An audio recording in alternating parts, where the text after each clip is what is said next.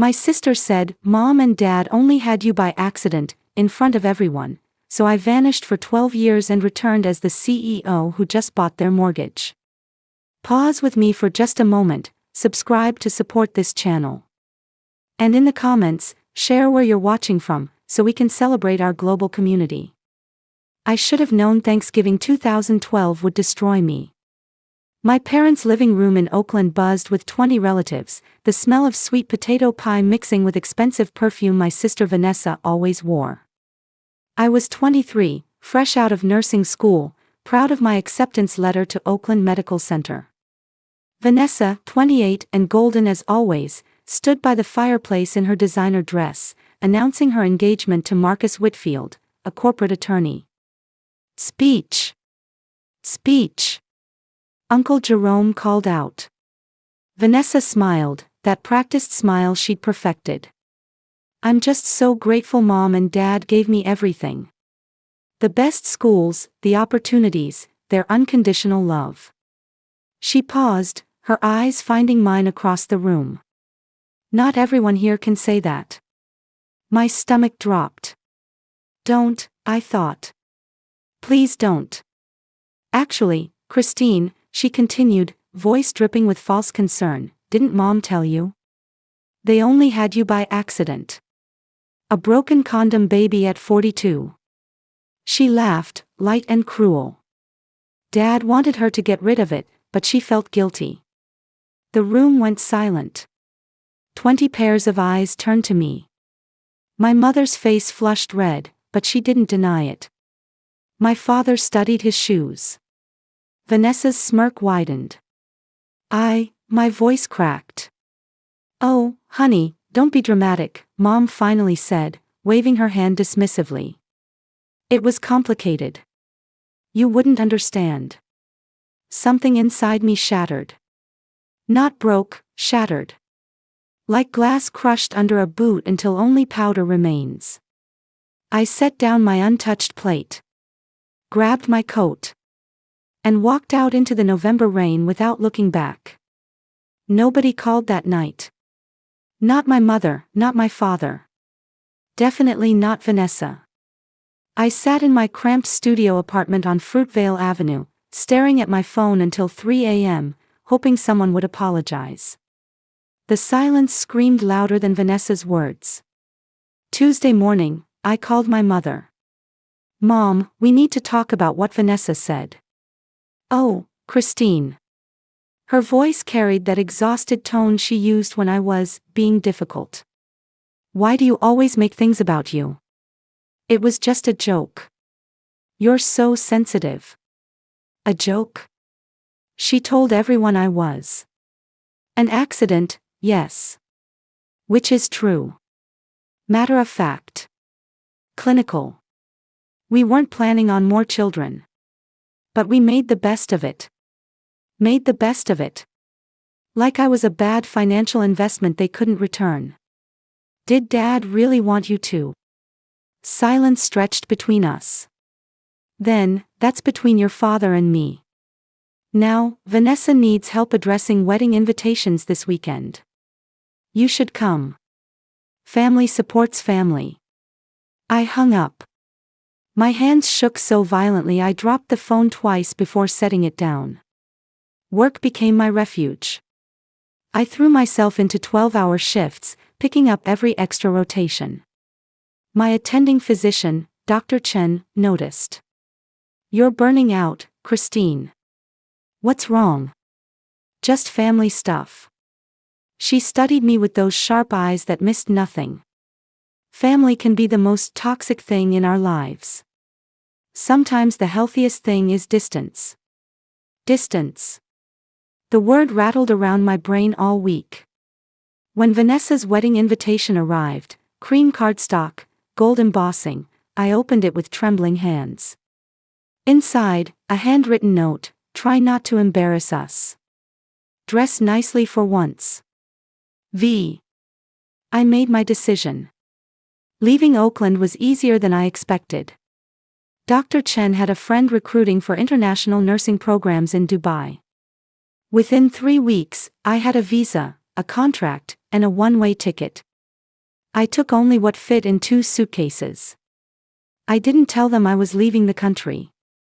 Just sent a group text to my parents and Vanessa the night before my flight.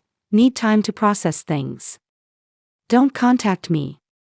My mother responded within minutes. This is ridiculous. Vanessa's wedding is in 6 weeks. Vanessa, wow. Making my wedding about you. Classic Christine. Dad, your mother is very upset. Not one of them asked if I was okay. Not one apology. Just anger that I dared to disrupt their narrative. Dubai hit me like a fever dream. Gold skyscrapers piercing blue sky, heat that baked the sidewalks, money flowing like water. I worked at Sheikh Khalifa Medical Center, where the wealthy paid premium prices for premium care. I learned fast, bedside manner mattered, but so did business. 6 months in, I met Amara Okonkwo, a Nigerian investor who'd made her fortune in real estate. She came in for a minor procedure, and we talked for hours about economics, opportunity, leverage. You're wasting your brain at bedsides, she told me. You have instincts.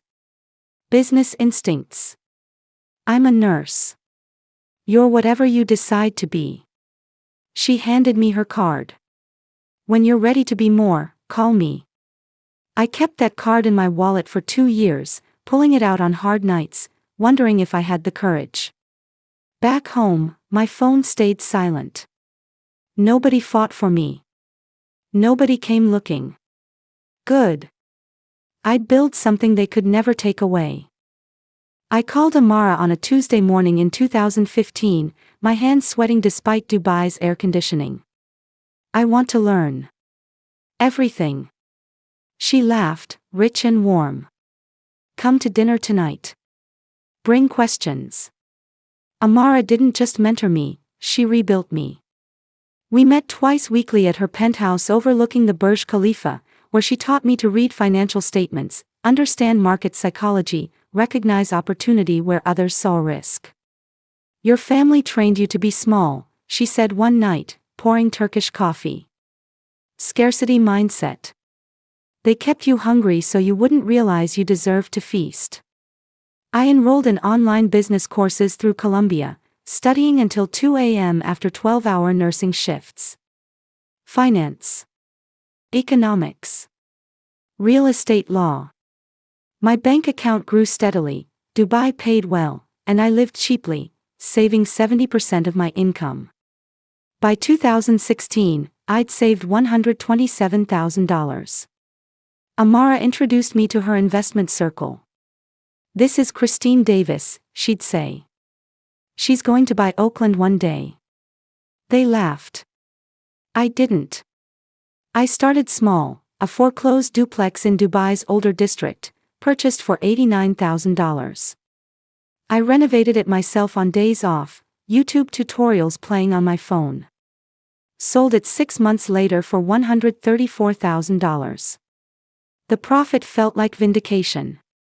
Meanwhile, social media showed me everything. Vanessa's wedding, spectacular, expensive, my absence noted by exactly nobody. Her Instagram, luxury vacations, designer bags, her lawyer husband Marcus. My parents looked older. Smaller somehow.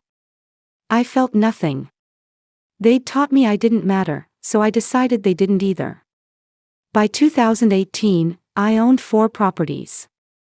My nursing job became part-time. Amara promoted me to junior partner in her firm. When are you going home? She asked once. Never. Oakland has nothing for me. Oakland has unfinished business. She was right. But I wasn't ready yet. I needed to become untouchable first. The turning point came in 2019 at a property auction in London. I was 30, sitting among billionaires, bidding on a commercial building in Kensington. My heart hammered as numbers climbed. 2 million. 2.5. 3. 3.2 million, I said clearly. Silence. The gavel fell. Sold to Ms. Davis. I owned a building in London. Me. The accident baby from Oakland. That property became the cornerstone of Davis Capital Holdings, my company, my vision. I hired a team: Marcus Chen, a acquisition specialist from Singapore, Lucia Rodriguez, a former Wall Street analyst tired of corporate politics, and James Mitchell, a black contractor from Atlanta who'd built half the city. Why Oakland? Lucia asked during our strategy meeting. The market's recovering, but it's still risky. Personal reasons, I said. Oakland's undervalued. Gentrification is coming whether we like it or not. We position ourselves correctly, we ride the wave. What I didn't say, I wanted to own the city that raised me. The streets that watched me cry. The neighborhoods that knew my shame. By 2021, Davis Capital Holdings owned 43 properties across 3 continents. Revenue, $47 million annually. My personal net worth, $23 million. I looked different now. Designer clothes tailored to perfection. Hair styled by celebrity stylists. I spoke at conferences, gave TED Talks about wealth building for women of color. Magazine profiles called me Oakland's prodigal daughter, without knowing the irony. Still, my family never reached out. 9 years of silence. I searched their names sometimes, late at night when loneliness crept in. Vanessa, still married, working part-time at a nonprofit, Instagram showing a carefully curated life. My parents, retired, living in the same house on Maple Drive. Did they ever think about me? Wonder if I was alive. Probably not. Everything changed when James walked into my San Francisco office in March 2024 with a folder marked Oakland Residential Portfolio, Foreclosure Opportunities. Boss, you need to see page 17. I flipped through property listings, foreclosure notices, debt analysis. Then I saw it, 4782 Maple Drive, Oakland, California. Current owners, Robert and Patricia Davis. Outstanding mortgage, $340,000. Behind on payments, 14 months. Foreclosure proceedings, initiated. My parents' house. Christine. James's voice seemed distant. You okay? You look like you've seen a ghost. I'm fine. My voice sounded mechanical. Tell me everything. The story unfolded like a tragedy I should have predicted. My father's pension had been mismanaged, something about the city's bankruptcy filing in 2013. My mother's rheumatoid arthritis had forced early retirement. They'd refinanced twice, trying to stay afloat. Vanessa had borrowed money from them, $80,000 for Marcus's failed law firm expansion. Never paid it back. Now Wells Fargo owned their debt, and my company, through a subsidiary, could buy it. It's a solid property, James continued, oblivious to my internal earthquake. Good bones, decent neighborhood. We could flip it or rent it. Your call. I stared at that address until the numbers blurred. The house where I'd learned to ride a bike. Where Vanessa got the bigger bedroom. Where they'd celebrated her achievements and tolerated my existence. The house they might lose. Part of me, the small, hurt part I'd tried to kill, wanted to save them. To be the bigger person. But the part of me they'd created, the part forged in abandonment and silence, wanted something else entirely. Buy it, I said. Buy the mortgage. All of it. James grinned. Great investment. No. It was vengeance. The transaction took 6 weeks. My lawyers, a team of 5 from Morrison and Forster, handled everything quietly. I purchased the mortgage through a shell corporation, Davis Capital Holdings kept invisible. My parents would receive a simple notice: their debt had been sold to a new lender. They'll have 90 days to negotiate, my lead attorney, Susan Park, explained. Standard procedure. We'll offer refinancing options, but given their financial situation. She trailed off delicately. They won't qualify. Correct. After 90 days, we can proceed with foreclosure and eviction. The words should have felt hollow. Instead, they felt like power. I flew to Oakland in May 2024, checking into the Four Seasons under my company name. The city had changed, new restaurants, tech buses clogging streets, boutiques where corner stores used to be. But Maple Drive looked the same. I parked across the street from 4782, watching through tinted windows. The house looked tired. Paint peeling on the shutters. Garden overgrown. My mother's prized roses strangled by weeds. The front door opened. My father emerged, grayer, thinner, shoulders bent. He walked to the mailbox, pulled out envelopes, and his whole body sagged. Even from 50 feet away, I recognized defeat. My phone buzzed. Lucia, Vanessa Davis Whitfield just posted on Instagram. She's at Napa Valley Wine Train. Looks expensive. Of course she was. While our parents drowned, Golden Vanessa sipped Chardonnay. That night, I had Susan send the official notice. This is to inform you that your mortgage has been acquired by Oakland Property Solutions, LLC. Please contact our office to discuss payment arrangements. I imagined my mother opening that letter. The confusion. The fear. Good. Let them feel what I felt at 23, publicly humiliated and abandoned. But something nagged at me. A small voice asking, "Is this who you want to be?" I silenced it. They'd made their choice 12 years ago. Now I was making mine.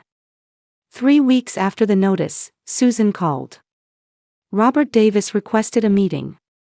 He wants to discuss refinancing options. My heart rate spiked. Set it up. Friday, 2 p.m., our Oakland office. You're meeting with them personally? Yes. I spent that week preparing like a general planning battle. I reviewed their entire financial history, every late payment, every loan, every debt. I studied family photos on Vanessa's Instagram, analyzing 12 years of life I'd missed. Birthdays. Anniversaries. Holidays. My absence airbrushed from their narrative. Friday arrived cold and gray. I dressed in a Tom Ford suit, charcoal, perfectly tailored, $4,200. Louboutin heels.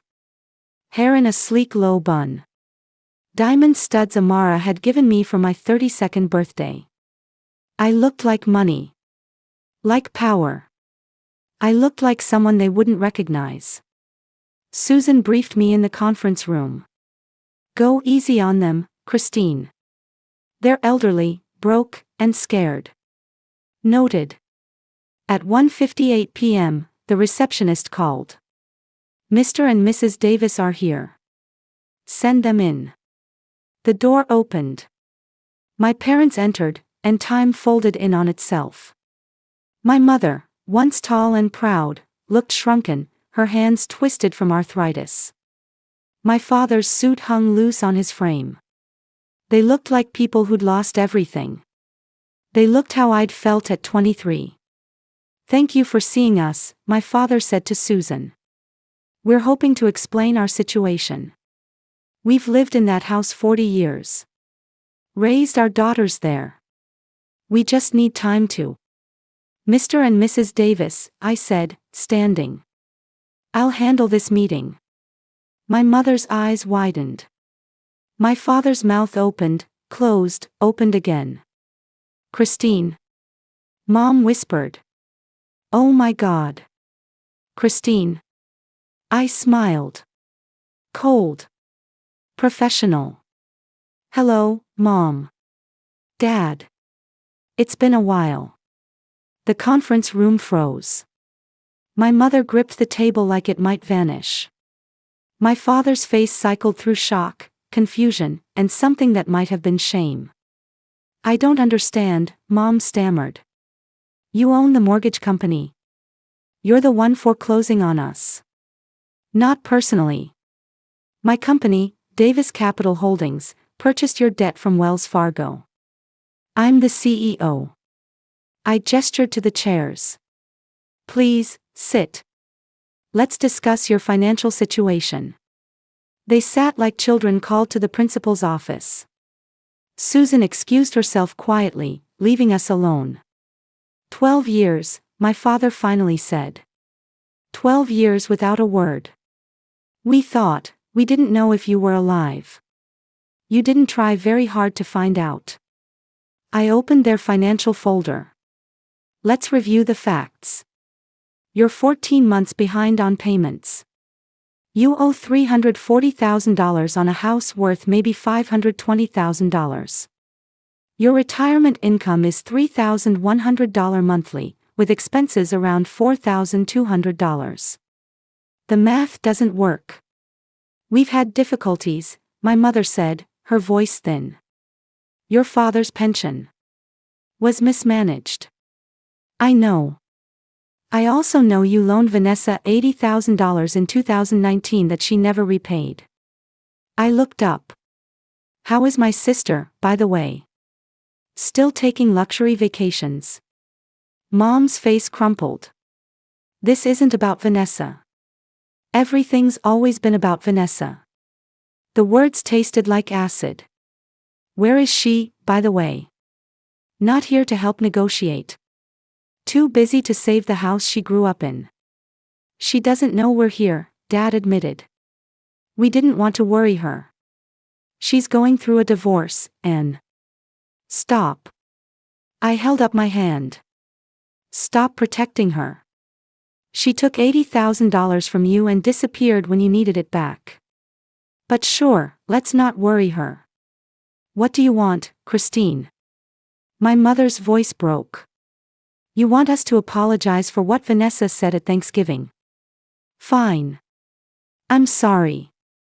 We're sorry. Is that enough? Sorry. The word escaped like a laugh. Mom, you didn't say it. Vanessa did. And you stood there, both of you, and didn't deny a single word. You let her tell everyone I was an accident you wanted to abort, and you said nothing. We were shocked, my father protested. We didn't know how to. You had 12 years to figure it out. 12 years to pick up a phone. Send an email. Hire a private investigator. But you didn't, because you were relieved I was gone. I leaned forward. Admit it. I was the burden you never wanted. My mother's tears fell freely now. That's not true. We love you. You're our daughter. I was your mistake. Your broken condom baby. Remember? I pulled out my phone, found the text screenshots I'd saved. After I left, you texted me once. Mom, this is ridiculous. Vanessa's wedding is in 6 weeks. Not, are you okay? Not, let's talk. Just anger that I inconvenienced you. The texts hung between us like evidence at trial. We didn't know what to say, Dad whispered. You cut us off completely. I sent one text asking for space. You gave me 12 years of silence. Those aren't the same thing. I closed the folder. Here's what's going to happen. You have 2 options. Option 1, you refinance with another lender. Given your credit score, 584, and your debt-to-income ratio, that's impossible. Option 2, you sell the house, pay off the mortgage, and keep whatever equity remains. Where would we go? Mom's voice was barely audible. That's not my concern. You have 67 days before I proceed with foreclosure. I stood. This meeting is concluded. Christine, please. My father stood too, reaching toward me. We made mistakes. Terrible mistakes. But we're your parents. Doesn't that mean anything? I looked at his outstretched hand. At my mother's devastated face. At the people who created me and then made me wish I'd never been born. You taught me family is conditional, I said. I'm just applying the lesson. I was in my hotel room that night, second-guessing everything, when my phone exploded with texts. Vanessa, how dare you? Vanessa, Mom just called me crying. You're trying to take their house. Vanessa, after everything they did for you, this is how you repay them. I stared at the messages, fury rising like lava. Then I did something petty. I screenshot them and posted them to the private Instagram account I'd created to document this journey. Caption: After 12 years of silence, this is how she reaches out. 20 minutes later, someone knocked on my hotel door. Hard. Aggressive. I checked the peephole. Vanessa stood there, dressed in activewear that probably cost $400, fury radiating from every pore. I opened the door. Hello, Vanessa. You vindictive bitch. She pushed past me into the room. I don't know what game you're playing, but it ends now. She looked the same, beautiful, polished, entitled. But stress had carved lines around her eyes. Her wedding ring was gone. No game. Just business. I closed the door. How's Marcus, by the way? Oh wait, divorcing you, right? Something about infidelity. Her face flushed. You don't know anything about my life. I know you borrowed $80,000 from our broke parents and never paid them back. I know you're getting divorced because you slept with Marcus's law partner. I know you've been bleeding Mom and Dad dry for years while playing the perfect daughter on Instagram. I smiled. I know everything, Vanessa. I've been watching. That's psychotic. That's preparation. I sat on the sofa, relaxed. Why are you here? To guilt me? To remind me family sticks together? That's rich coming from you. What do you want? Her voice shook. Money? An apology? What will it take for you to leave them alone? I said carefully, what you took from me 12 years ago. My dignity. My peace. My family. I made one comment. One stupid comment at a party. No. I stood now, stepping close. You destroyed me. And they let you. Vanessa's composure shattered. You think you're so perfect. So victimized. You left, Christine. You abandoned all of us. Mom cried for months. Dad kept calling your number even though it was disconnected. And me, her voice cracked. I lost my sister. You never had a sister. You had a punching bag. That's not fair. Yes, I was jealous. Yes, I was cruel sometimes. But I was 28 and scared Marcus would leave me, and Mom kept comparing us, saying you were so smart, so accomplished, and I felt like I had to tear you down to feel big. The words tumbled out like a confession. I'm sorry. I've been sorry for 12 years, but you never gave me a chance to say it. I studied her. The perfect sister, cracking. You know what the worst part was? Not what you said. It was that nobody defended me. Not one person in that room told you to stop. They just watched me break and then went back to eating pie. I know. She wiped her eyes. I know, and I hate myself for it. But Christine, they're losing everything. Dad's pension is gone. Mom's medical bills are drowning them. And she laughed bitterly. I've got nothing. Marcus took everything in the divorce filing. I'm living in a one-bedroom apartment in Hayward working as a receptionist. For the first time, I saw her. Not the golden child, but a woman who'd built her identity on being better than me, only to discover she'd built on sand. The 80,000? I asked. Gone. Marcus's firm went under. We lost it all. She collapsed onto the sofa. I'm broke, Christine. broker than broke. And I can't help them. But you can. Why should I? Because you're better than me. You always were. You built yourself into something incredible while I just existed in the space they gave me. She looked up. Please. I'm begging. I'll do anything. Just don't take their home. I felt something shift. Not forgiveness, I wasn't there yet. But understanding. We'd both been casualties of our parents' favoritism, just in different ways. Tell me everything, I said. The truth. All of it. 3 months later, I stood in my parents' living room on Maple Drive, watching contractors repair the roof. The foreclosure was cancelled.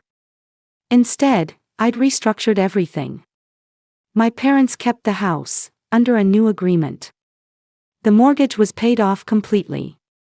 In exchange, they signed over 50% ownership to me. They could live there rent-free for life, but when they passed, I'd inherit my half. The other half would go to Vanessa. Why? My mother had asked when I presented the terms. After everything, why save us? Because I'm not like you, I said simply. I don't abandon family when things get hard. But there were conditions. Vanessa moved into the house to help care for them. She found work at Davis Capital Holdings, entry-level, administration, earning her way. No handouts. No shortcuts. We had family dinners now. Awkward at first, then gradually easier. My father apologized formally, reading from a letter he'd written. My mother went to therapy to process her own childhood trauma that made her such a cold parent. Vanessa and I met for coffee weekly. Rebuilding trust was slow, painful work. Some days I still wanted to scream at her. But I was learning that healing isn't linear. Thank you, she said one morning, hands wrapped around her mug. For giving me a chance to be better. Thank me by being better, I replied. Actually show up. Do the work. 6 months after returning, I gave a TED Talk in Oakland. The title, The Long Way Home, Building Success from Rejection. I told them everything. The accident comment. The abandonment. The silent years. Building my empire not despite the pain, but because of it. They taught me I was worthless, I concluded. So I became invaluable. Not to prove them wrong, but to prove myself right. I was never the accident. I was always the purpose. The standing ovation lasted 3 minutes. Afterward, my parents approached. They looked smaller, older, but present. Actually present. We're proud of you, Dad said quietly. I looked at them, these imperfect people who'd hurt me, who I'd hurt back, who we were all trying to heal with. I know, I said. Finally. It wasn't a fairy tale ending. Some wounds never fully close. But it was real. It was honest. And it was enough. That night, I posted one final message to the Instagram account that had documented this journey: revenge is easy. Reconciliation is brave. I chose brave. The comments flooded in. Thousands of people sharing their own stories of family betrayal, of leaving, of deciding whether to return. I'd set out to destroy them. Instead, I'd freed us all. Sometimes the best revenge isn't destruction, it's becoming so undeniably successful that they have to reckon with what they lost when they pushed you away. And then, if you're strong enough, you offer them a chance to find what they lost. Not because they deserve it. Because you do.